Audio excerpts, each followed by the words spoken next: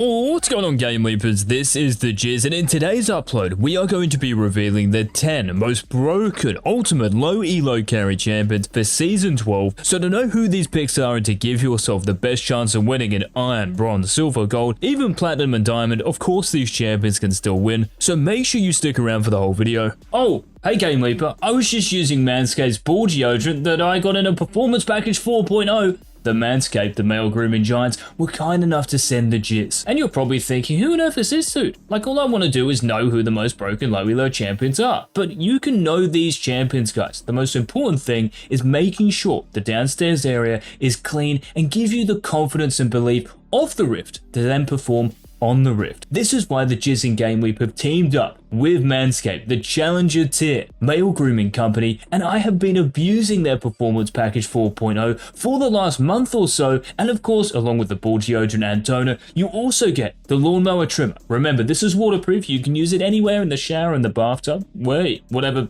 tickles your fancy, and you can also use the weed whacker trimmer for the ear and the nose. These two tools combined with the ball deodorant and toner, that's a winning combination. And you guys can also get 20% off at checkout, which also gives you free shipping by using code Jizz. That's J-I-Z-Z at checkout, so make sure you check out the Manscaped links down below to capitalize on this red hot offer. Now, enough talking about ball sacks, let's get into the countdown, and coming in at number 10, we have one of the most dominant bot laners in the entire game, and this isn't actually an AD carry. This is an AP carry, and this is Ziggs, the bomb-throwing maniac, and perhaps the biggest reason why Ziggs is so broken in lower levels of play is because ranged champions don't really exist, and in terms of movement, there isn't really much lateral movement, or in other words, sidestepping. They're going to run straight at you like a bot would and just move in a straight line back and forward. So in other words, the percentage of landing your skill shots and your bombs on Ziggs is a heck of a lot higher in lower elos just because of how most players move at this level of play. Another reason why Ziggs is perhaps the best bot laner you can pick in Season 12 is because even when it comes to team fighting, which happens pretty much all the time in lower elos, Ziggs can really pop off because of the area of effect damage he has. And probably most players won't realize what your ultimate does and will stand around in a group of 5, so you can blow them all to bits with your ultimate, so watch out for Ziggs in Season 12, but perhaps a champion who's a little bit better than Ziggs at carrying in lower elos, this is the opening scene Sauron of League of Legends, and this is Mordekaiser. And not just Mordekaiser in the top lane, Mordekaiser in the mid lane. And just like the number 1 pick on this countdown, Mordekaiser is a top laner who is actually just better if you take him to the mid lane. And perhaps one of the reasons why is because you have more influence on the map. Playing in the top lane as a champion who really has no escapes is pretty risky. If you don't know what you're doing in terms of wave management, your ward timers, and maybe even jungle tracking, you're probably going to die way more in the top lane because it's longer than in the mid lane where it is a lot safer. You can also farm your jungler's Raptor Camp and Wolf Camp in between minion waves to get the CS up, so Mordekaiser in the mid lane may be a bit surprising, but in all honesty, after thinking about it for a little bit, not really surprising at all. He's definitely one of the best champs in lower elo. But coming in at number 8 on this countdown is an actual top laner played in the top lane, and well, he's not exactly the Brad Pitt of Summoner's Rift, but he is one heck of a strong champion in lower elos, and this is Urgot. And like lots of champions on this countdown, Urgot loves champions who get in his grill, who get in range of him just by headbutting the crap. This is where your W max purge can really come in handy and deal a ton of damage, and of course your ultimate, once you fear the enemy champions after you kill one of them, it can be deadly in team fighting situations. But even in the top lane as well during the laning phase, Urgot typically, for players who aren't that experienced, is a very hard champion to take out of the top lane because most players are going to be playing melee champions, and Urgot does extremely well into these for the most part because of how his W interacts, and of course they will be in range of his Q and his E, so he has a much better chance of landing his abilities and dealing more damage, of course. But beating him to number 7 on the countdown, well, this is another champion who loves champions who are melee champions, and they call him the Miley Cyrus of low elo because he's a wrecking ball. And this of course is Rammus, who is one of the premier junglers you guys can pick in lower levels of play, because Rammus for the most part is going to be allowed by the other jungler to get to level 3 free of charge. Most junglers don't know how to put pressure on the map or invade a weak clearer like Rammus, so getting to level 3 is very free, in most games anyway. And at that point, because you have some of the best ganking potential in the game because you're powerful, it's very easy to punish enemy champions when they make mistakes, and guess what? In silver, gold, bronze, platinum, whatever it is, laners are making mistakes all the time, and it's very easy to punish them for it because you can react so quickly to that mistake because of your movement speed. And it probably should be mentioned here that because most people are going to play melee champions champions like Yone, Yasuo, Zed. Rammus does well into these of course because of his armor, and the fact, and we've touched on this before, most champions are not going to play a range in lower elos because they don't understand what this concept means, so me calling Rammus a wrecking ball, it is definitely true, but maybe a better jungler, who's a little easier to play I guess than Rammus, and might have a bit more team fighting power. The Lava Lamp champ is coming in at number 6, and this is Zac. And for Zac, you're exactly like Rammus. You want to hit level 3, and in most games, the enemy jungler is going to allow you to, so you hit level 3, and then you just run to the lane that's pushed up, you gank it, they die, and after your first base, you become unkillable. You're not going to die for the rest of the game because of the HP you get with Sunfire Aegis, and of course your passive, which gives you an extra life, so this is a very forgiving champion, and one of the best things about Zac is even if you do feed in the early game, you're still going to be useful. You're Zac. Your kit doesn't really rely on you being that fed, it's always going to have a positive impact on the outcome of that match. Now of course with all these champions, there are specific mechanics you might have to know about if you are to call yourself a master of these champions. On Zac, it might be knowing that you can actually Q auto attack towers, or the honey fruit plant, or blast cones. This might be important, but anyone can first time this champion and have an absolute field day in lower elos. But coming in at number 5, all of you pyromaniacs are going to love the champions, that's right, plural, coming in at number 5, and these are the 3 Liandry's Anguish abusers, Zyra, Swain, and Brand, who all share pretty much exactly the same win rate in bronze, silver, gold elo, and the reason for this is because they kind of all do the same thing. They just press their ultimate and they pretty much win the game. And during the laning phase as well, lots of people will harp on about how annoying these 3 champions are to play against, and that's simply because AD carries and lower elos don't really think about the enemy support, which is why they get hit by all of their stuff. They don't position away from them, so Zyra, Swain, and Brand, because they can't capitalize very quickly on an AD carry's mispositioning, are very scary champions. And even if you are 1 in 10, you're like the Yasuo with the bot lane, because you deal so much damage with Sword Shoes and Liandry's Anguish, you deal so much damage regardless of the position you're in, so Zyra, Swain, and Brand are an understandable number 5. But ahead of them coming in at number 4, we have the levitating, sword-wielding lady of the top and mid lane, and this is Kayle. And Kayle might be a surprising one, because you do have to know a little bit about spacing and knowing your limits in the early game, which is when you can get punished big time, but for the most part, games in lower elos are going to last a long time. This gives you time, funnily enough as Kayle, to get to level 16, which is your massive power spike, and to be honest, I think most people would admit that Kayle, when she gets to this point, maybe along with Kassadin, is the scariest late game champion on the Rift because of how much damage you deal and because of the range you get from your passive, and you also have multiple ways of winning. You can split push or you can team fight. You bring a lot to both, and with team fighting as well, your ultimate is a very powerful tool that can solo win games. So even if you are playing Kayle and you go 1 in 5 during the laning phase, in most games you're going to be able to get to Nash's Tooth, Riftmaker, Rabadon's Death Cap, at which point you will be one-shotting everyone, and it doesn't even matter if you were behind in the first 10 minutes because you will still become the most powerful champion on the Rift. Now coming in at number 3 is a champion a little similar to Kayle in the sense that in the early game, you're not exactly the strongest champion, but if you like wannabe Gandalfs who don't have a face, then you are going to love playing Veigar in Season 12 because at this moment in time, in 12.4, even though Veigar got nerfed a little bit in terms of his armor and of course his E's cooldown, this champion is still nuts. And I'm not even talking about Veigar in the mid lane by the way, I'm talking about the little blue wizard in the bot lane. And this is even after the armor nerfs. This champion still has the 3rd highest win rate in League of Legends, and it's kind of like the Ziggs reasoning. Lots of champions don't play at range, so you're caged in the bot lane because there's 2 enemy champions and not just 1, you get 2 kills and not 1. This means your scaling is going to be even more accelerated, so you can get to Everfrost, Death Cap, whatever your major items are going to be, you're going to hit these points sooner in your games, and it probably also helps that your ultimate is a point and click. You don't have to have any mechanical talent to be able to use this, so that's why Veigar is coming in at number 3, but beating him to number 2 on the countdown, the silver medalist, well if you don't play this champion in Season 12, you are really digging your own grave because Yorick is free LP according to the stats. This dude has around a 53-54% win rate in iron, bronze, silver, gold. He is just way too hard to play against because lots of players probably don't actually know how to beat you, and a bit like Kayle, even if you do lose in the early game, you are one of the hardest split pushes to deal with because of your ultimate and your scaling. You can take towers down so quickly and actually just solo win games if the enemy team doesn't send someone to stop you from doing it. And because Yorick does have a skill shot, like we mentioned for Ziggs, most players in the lower echelons are not going to predict your E as much, so they are going to tank all that damage, and you can actually just kill them from landing a couple of E's in a row. This gives Yorick in these elos so much lane presence, and is one of the big reasons why he's so annoying, but also one of the reasons in higher elo he does struggle against champions with mobility, because landing his E is very hard. But in lower elos, these champions who you might play who do have mobility, the players behind the champion and what we're focusing on here. They don't have the mechanical prowess, if you will, to be able to predict what's coming at them, so they get hit by everything, and a champion like Yorick can be devastating. But beating Yorick to number 1 is a champion just like Urgot I mentioned before, who's a top laner, but if you take him to the mid lane, it is completely over. And this dude is the Beyblading king of Demacia, and this is Garen, who despite having one of the most simple kits in the game, it is one of, if not the most, well it is the most, according to this, effective kits in the game. He has gap closing, he has damage, he has one-shot potential, and he even has movement speed and armor and magic resist in his W that makes him very hard to kill, and therefore forgiving if you do make a mistake. You're probably not going to be punished as hard as if you were playing another champion. And just like I mentioned for Mordekaiser, Garen in the mid lane, because you don't really have that much of an escape in the top lane, you are more susceptible to getting ganks, so you're probably going to die more. But in the mid lane, because it's shorter, it's a lot easier to escape and actually just hard shove minion waves, because most champions are going to be AP based. They don't really hit that hard in the early game, so you can just perma shove waves and roam around the map, and guess what? You're 5-0 by 5 minutes. Around scuttle crabs and running between lanes, because of the movement speed in your queue, you can get around the map and influence it a lot more than top lane. So Garen comes in as the best champion, guys, for lower elo in season 12. Make sure you abuse him in the mid lane, remember. And if you guys did enjoy this video, make sure to let us know by leaving a like down below. Until tomorrow's daily season 12 upload, this has been the Cheers. Bye.